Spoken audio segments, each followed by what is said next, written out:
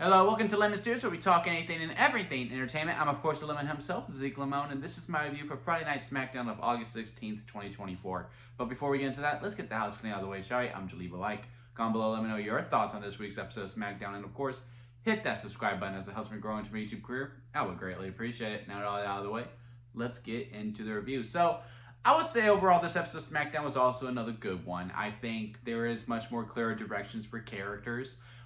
Maybe not so much for Cody, but I think this is a step in the right direction for him, because I'm guessing his overall direction right now is that his friends are soon going to backstab him, right? And he will be all alone, because I do see this program that he's doing with Kevin Owens is that Kevin is kind of going through like an imposter syndrome. Then he's going to remember who the hell he is, and he's a prize fighter, and that's when, you know, he does turn heel. I think maybe we do multiple programs with this. I just don't know. I really don't know. I can see Kevin turning heel. I mean, you saw the little seed, if you will, after Kevin beat Grayson Waller, and, you know, he beat him up pretty good, and there was the jump. Cody came out.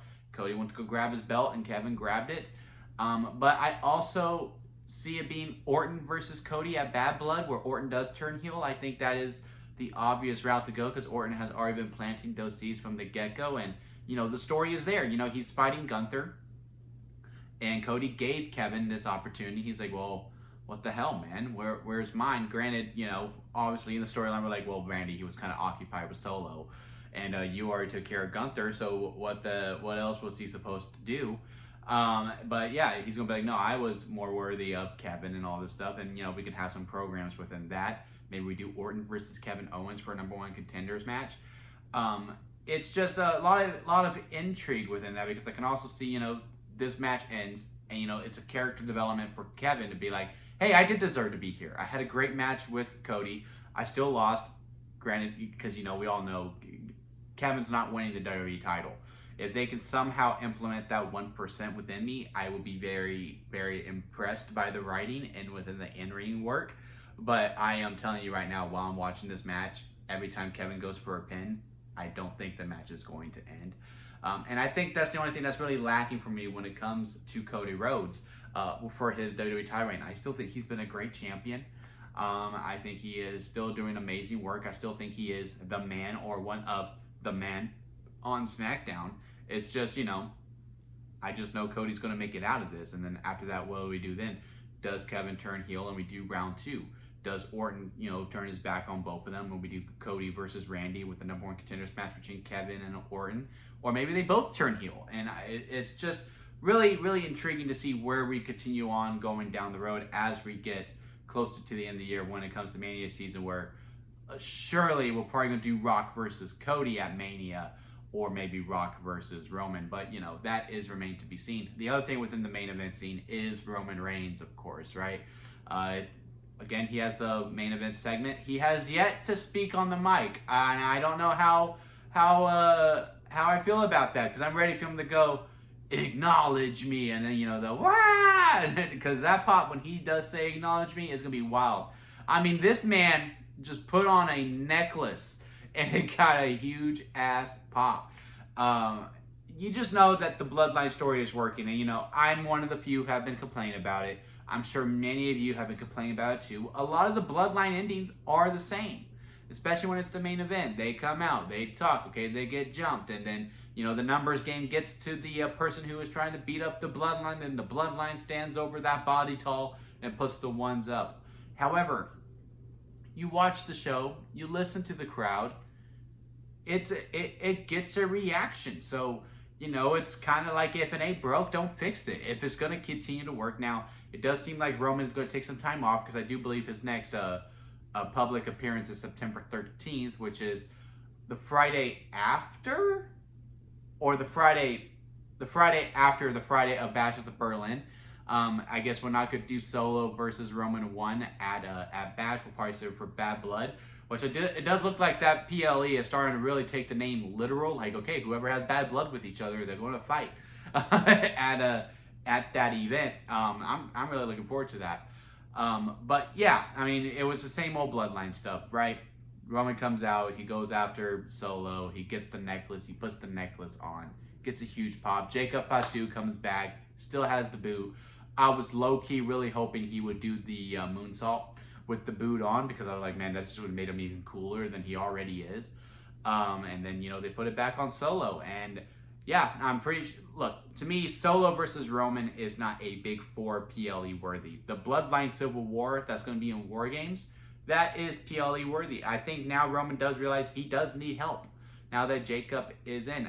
If it was just Tama and Tunga, then maybe he probably could have. And I also liked how no one came out to help him. I know a lot of people are like, why didn't anyone come out to help Roman? Sure, there's Jimmy. But, Jimmy is probably still hurt. But I think now he does need to jump ship to Raw for a little bit. I will be not surprised, but very pleased if he does show up this Monday to go to Jay and Sammy and be like, hey, can we talk? And, seeing where the storyline goes from there. But yeah, now I think it's about keeping them separate. Let's give Roman some actual promo time too. I do like how this face turn, he's kind of like The Undertaker, if you will. Those later years of Undertaker, when he was still somewhat in his prime, he would take the break after Mania, and then he would return at SummerSlam, and then he would be in actual programs, but he just didn't talk much. I feel like that's what we're going with Roman, and I'm really intrigued by that. But yeah, I'm ready to hear that first. Acknowledge me again, and also just to see him interact with the old runes. And I'm really intrigued within him to go back to face his demons, kind of like what Bayley did when she first turned face with Bianca. Now Roman has to deal with Jay, he has to deal with Sammy. There's going to be a lot of interesting things when it comes to the Roman Reigns character. But overall, I like the segment overall, and I like the Cody Rhodes segment overall too. It's just Cody as the main champion just kind of feels like, okay, here comes another defense, and he's going to win. Which is why I just think all the titles need to be mixed up a little bit. Let's talk about LA Knight and the U.S. Championship. It looks like next Friday is a title Friday, if you will, because we got the Women's Championship match, Nia Jax versus Michin. The tag team titles, the Street Profits versus the Bloodline. I'm really, really excited to talk about the tag team match a little bit. And then LA Knight versus Santos Escobar, which I'm sure is going to close out the show. LA had a great promo segment. You could just tell the crowd just absolutely loves him. I mean, anything. He could literally talk about anything. He could talk about how Lay's chips and, the bag being half full, and it would get a goddamn reaction out of it. And I also like Santos's promo, too, at the dinner table, saying, we cannot forget who we are. I don't know how I would really book this, because I think Santos needs a couple of wins. So I don't know if he should lose clean. But I also really don't want this program to go more than one match. I think this should be a one and done. I think LA should be doing a lot of that. I think it should just be, all right, come one, come all. All right, you're up. Okay, on to the next. Kind of what he said 2 weeks ago. Hit it and quit it. Just get out of there and just build up these reigns and these defenses. Because, the last person who did that didn't really defend it that much. He only defended it twice. So now I think, that's the big contrast to the next title. Because look, I still think Logan Paul did a lot for that U.S. title that we're just not recognizing because people don't like him, and they have every right not to. But I think LA Knight is going to up State's prestige up a little bit more too. But now it's like with the actual work and not just showcasing it in every public appearance. Be like, oh yeah, that's the WWE title. Now everyone knows about the title. Now it's about defending the title. So overall, I like the programs there. But again, I think it's gonna be a one and done. Another match where I'm just kind of like, okay, LA's not going to lose the belt. So every time Santos goes for a pin, I'm not going to completely hold my breath. But again, I do think he needs some wins, so I don't think he should lose cleanly. Maybe there's some miscommunication between Legado del Fantasma. That's how Santos loses. But yeah, I really want it to be a one and done just for the U.S. title prestige of it too. I also kind of wish these were on a PLE. I think this is where, I harken back to, maybe we need to do some exclusive special shows. I think in October, we're going to be doing some special shows on NBC, where it's like an actual primetime television. Maybe we do those brand exclusive shows then, where it's like a big title thing, because the tag team titles has yet to be defended on a PLE since WrestleMania. I think that is a big red flag. The WWE Women's Tag Team titles, Clash of the Castle was the last title place it was defended on. The Intercontinental title has actually been pretty decent work after Mania. The U.S. title, again, he's only defended it at Mania, the Rumble, and then he did it at SummerSlam. That's only 3. Sure, your main titles, your 2 world heavyweight titles, and then, you know, the 2 women world titles. One is significantly more important than the other, but, you know, we'll get to that in a little bit. I just need this U.S. title to be dependent on PLEs like the Intercontinental title, just so that it could be a little bit more equal to it. Same with the tag team division as well. So, look, DIY versus the Street Profits, they made the tag division seem more important than it is being presented right now, because they were given the time to actually do the match, and boy, it was one of the best free TV matches I've seen in a minute, tag team wise. Anyway, I mean, we're gonna get into Andrade versus Melo, where Melo finally gets his dub, but that was just a fantastic match. Like, you know, look, when it comes to these types of matches, I'm like, okay, well, I'm pretty sure the Street Profits are gonna win. So how much can I really get invested into it, right? So was I really that engaged in the beginning of it? No, I'm going to be completely honest with y'all. I was kind of tuning out a little bit, playing with the dog, looking at my phone, and then they said, hey, bud, look at us. It was during that exchange between, I want to say Johnny and Montez. They got me early on. It's just like when the bell rang, I was like, okay, here we go. And I just wasn't that engaged into it. And then I think it was like during Montez's and Johnny's exchange where they had the little standoff and all that. I was like, okay, I'm intrigued. And then they just kept going, and they just kept raising the bar. Fantastic match. Really looking forward to it. But again, do I really expect the Bloodline to lose? No. Maybe Roman cost them the titles, and that's where the 1% comes into play. But I don't see Roman being promoted, so I'm not that engaged to it. So instead of 1%, it's like a 0.5. But that's the only reason I can think of why the Bloodline lose the tag team titles so early on, especially after such another quick reign from DIY. Look, I'm all for, you know, mixing up the title reigns, but to make the short reigns consistently on one title, that's where, you know, it's a little, you know, alarming to me. But I'm really looking forward to it. I think it's going to be a fun match. Hopefully it's more 50-50, because right now the Bloodline matches are kind of like 60-40 when they don't deal with main event talent.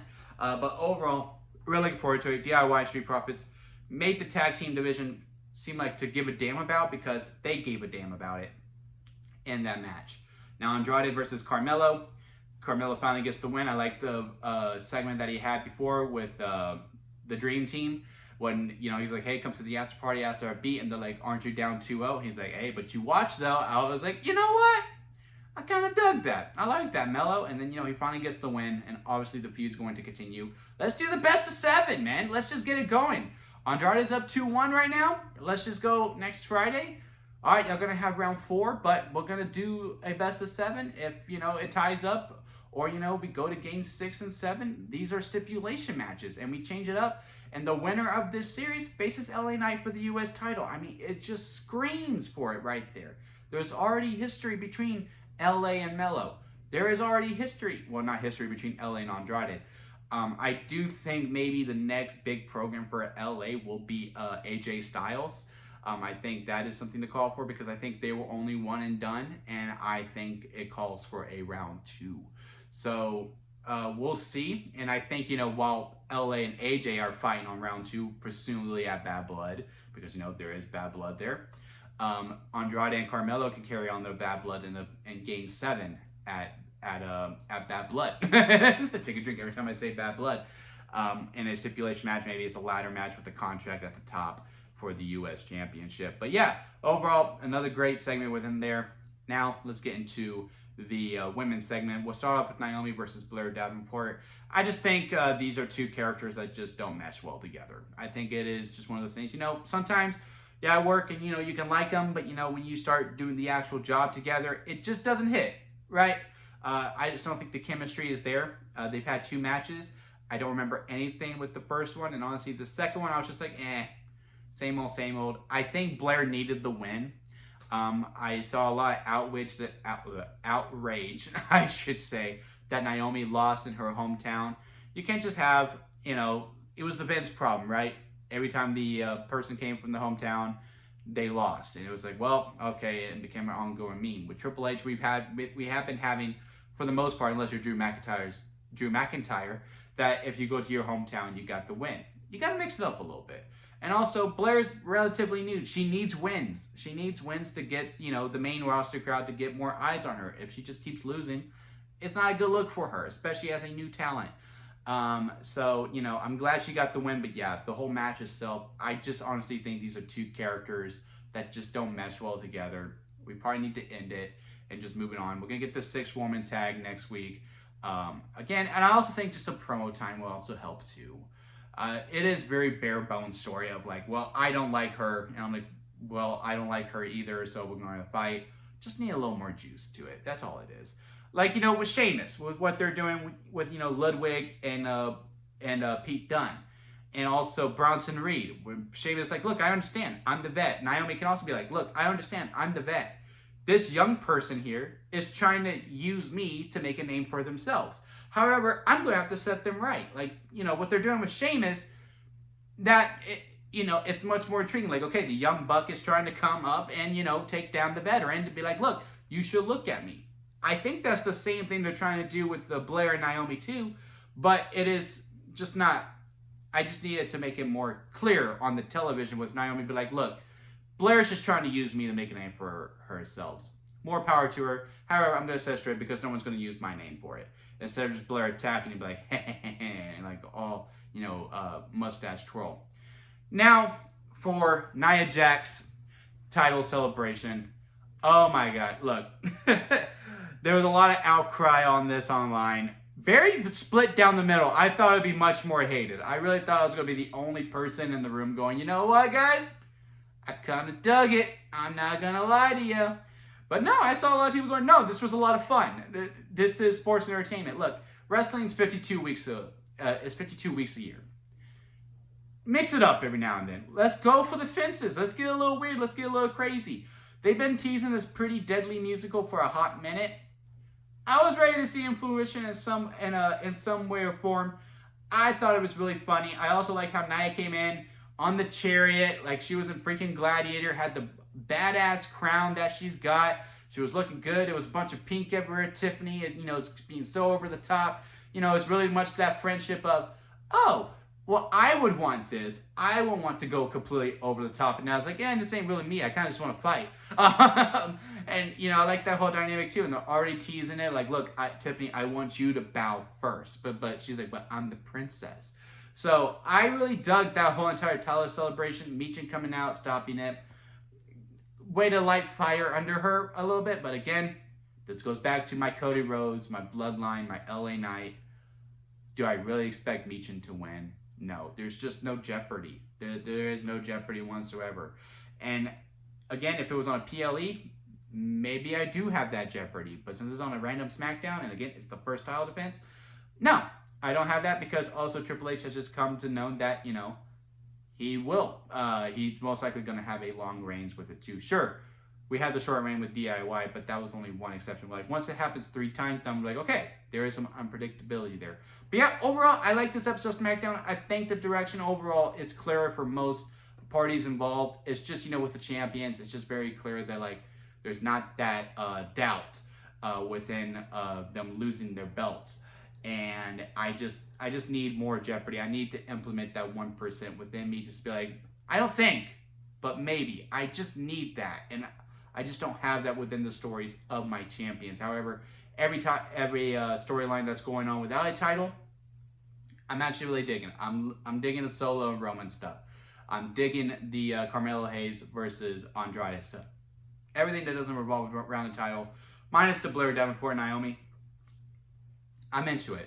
But yeah, let me know what y'all think about it down in the comment section. Leave a like on this video if you made it this far. I do greatly appreciate it. And again, hit that subscribe button as it helps me grow into my YouTube career. I would greatly appreciate that. And until next time, guys, I'll see you here at Mr. Diaz.